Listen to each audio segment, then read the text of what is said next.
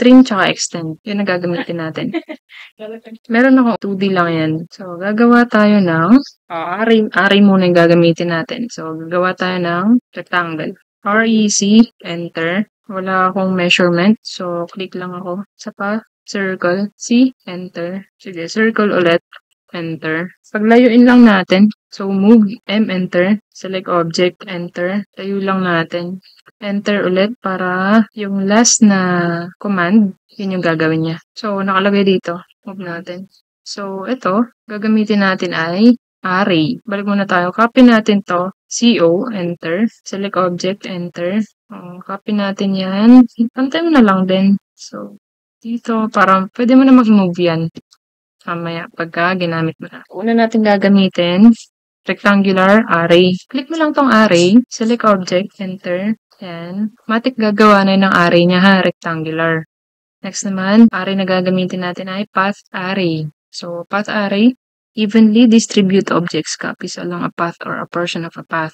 So, yan. Select object, enter. Path. Next, move natin to kasi masyadong pabido. Move natin to. M, enter. Select object, enter. Specify base point. Okay. Next, polar array. Select object, enter. Tapos nakalagay, specify center point of array. So, click mo lang, center ng circle. Then, boom. Ano pa yung sinabi ko kanina? Gagamitin natin ay trim tsaka extend. So, trim tsaka extend, gawa lang tayo ng line. L, enter. Guhit-guhit ka lang dyan. Guhit-guhit ka lang kahit anong gawa mo.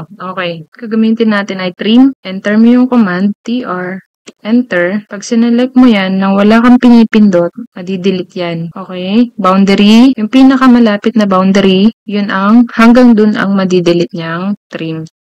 Ngayon, kapag pinindot ko yung shift, okay, shift, mag-e-extend yan. Kapag pinoint mo yung mouse mo sa line na kung saan gusto mong i-extend, plus shift, mag-e-extend yan. Okay? Ulitin natin. TR, enter. Tapos press shift para sa extend. Tapos click mo lang.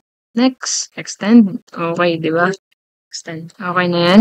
So, okay na yan. So, alam na natin yung madalas na ginagamit sa paggawa ng floor plan. So, pagkatapos nyan, next video, gagawa na tayo ng simple floor plan. Yay! So, gagamitin na natin halos lahat ng command like polyline, line, circle, arc. Pag wala kayong installer ng AutoCAD, punta lang kayo sa Get into PC, tapos install nyo lang dun yung AutoCAD.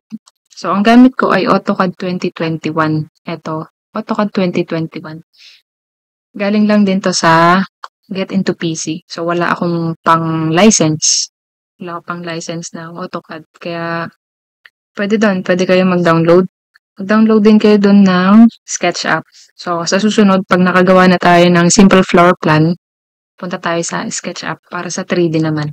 Pero pwede rin tayo mag-3D dito sa AutoCAD. So, mag-3D rin tayo dito sa AutoCAD para sa mga simple 3D. Pag hindi nyo alam yung paano mag-install ng AutoCAD, meron din tutorial doon. Pwede nyo i-download yung video. Pwede kayo mag-install doon sa Get into PC kahit pwede doon.